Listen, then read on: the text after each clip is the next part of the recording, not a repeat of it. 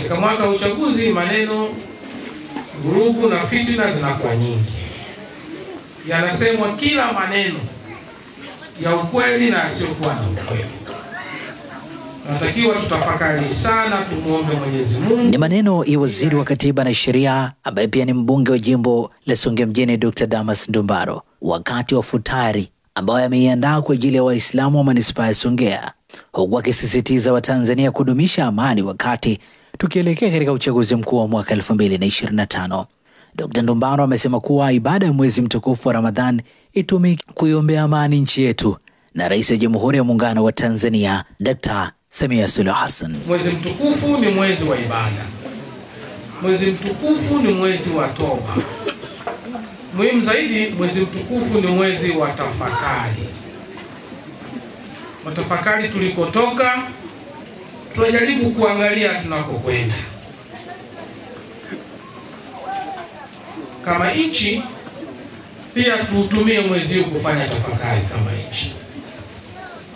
Nchi yetu imekuwa ya amani toka tumepata uhuru miaka 64 iliyopita. Bado tunahitaji amani hiyo iendelee, hasa katika mwaka kama huu wa uchaguzi. Katika mwaka wa uchaguzi maneno, vurugu na fitina zinakuwa nyingi. Yanasemwa kila maneno ya ukweli na yasiyokuwa na ukweli. Tunatakiwa tutafakari sana, tumuombe Mwenyezi Mungu ili aepushe kila aina ya shari kwa mwaka huu, tufanye uchaguzi na nchi yetu iende kuwa amani. Ndugu zangu, katika mwezi mtukufu pia tuutumie kumwombea rais wetu Daktari Samia Suluhu Hassan. Mama huyu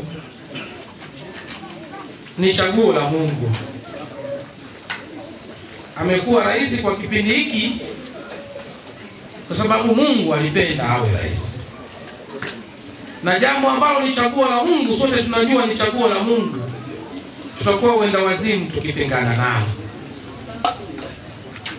Mungu asingependa Samia asingekuwa rais. Mungu amependa Samia awe rais. Kazi yetu sisi waumini, wacha Mungu, wafia dini, ni kutekeleza azma za Mwenyezi Mungu, kuhakikisha kama ambavyo Mungu amependa Samia aendelee kuwa rais. Kwangu mimi, mbunge wenu, mtumishi wenu, nimekuwa nanyi Wanasongea kuanzia 2018 katika uchaguzi mdogo. Mwaka huu ni mwaka wa uchaguzi. Bado namuomba Mwenyezi Mungu na nawaombeni nyie tuendelee kuwa sote kwa pamoja. Tumekuwa tukishiriki ibada hii kama nilivyosema toka nimekuwa mbunge, lakini sambamba na hii tunashiriki pia Idi ya kuchinja. Kila mwaka ninasaidiwa mimi na marafiki zangu, ng'ombe 2 watatu tunachinja, kinachowezekana kile tunagawa. Kwa nini? Kwa sababu ukiwa kiongozi, hata kama wewe sio wa imani hiyo, unaongoza wote wa imani zote. Na ndio maana kila mwaka tunakutana hapa tena nyumbani kwangu ili kuonyesha nchi yetu Tanzania haina ubaguzi wa dini. Kwa upande wake, Shehe Mkuu wa Mkoa wa Ruvuma Ramadhani Mwakilima amesema jamii inapaswa kujitenga na maneno ya uongo na upotoshaji, hasa katika kipindi hiki cha ibada ya mwezi mtukufu wa Ramadhani. Hili jambo ni jambo kubwa na wengi wameshindwa kulifanya, lakini mimi kwa uzoefu wangu, hata kabla Mheshimiwa Mufti na Shehe Mkuu wa Tanzania hajaniteua kuwa Shehe wa Mkoa wa Ruvuma, nilishakuja hapa mara kadhaa kwa iftari ambayo ulikuwa ukiandaa, na ni miaka mingi sasa mfululizo. Hatuna cha kukulipa, tunakuombea kheri na baraka katika maisha na majukumu yako, lakini pia tunakuomba udumu na upendo huu unaouonesha kwenye jamii ya wapiga kura wako, ambayo inatafsirika kwamba wewe ni mtu wa watu, na tukuombe uongeze hali hiyo, usije ukaikata kwa sababu ya maneno ya watu. Mheshimiwa Waziri, kwa mujibu wa maelekezo ya Kiislamu, kila jambo jema shetani hulikimbilia na hulihangaikia kulizuia, na jema hili Mheshimiwa Waziri, shetani hawezi kukuacha, atakuchezea mara nyingi mno. So kuwaleta watu hawa nyumbani kwako wakala wakanywa chakula cha thamani kama hiki ulichokiandaa sio jambo dogo. Sawa na maneno ya Waswahili, mti wenye matunda ndio unaopigwa mawe. Inapofikia wakati wa mfungo, mheshimiwa huwa anatualika kwenye anafuturisha, na hiyo ndio nadhani ni sehemu ya baraka ambazo Mheshimiwa Ndumbaro anaendelea kuzipata,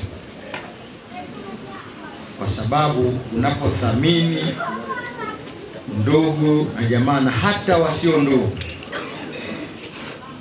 katika imani, maana yake wewe unapata baraka kwa kila mmoja.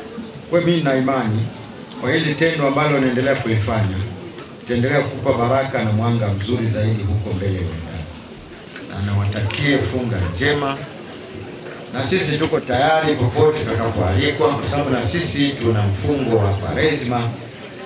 Lakini bahati mbaya sana kumbe sisi huwa hatufuturishi, ila tutashiriki kwenye futuru yoyote mtakaokutana.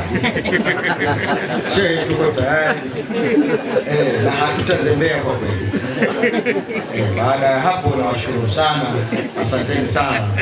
Kwa jina naitwa Hajid Alfani, nipo manispaa, lakini nipo kwenye hafla ya Mheshimiwa Waziri wa Sheria na Katiba kwa mwaliko huu.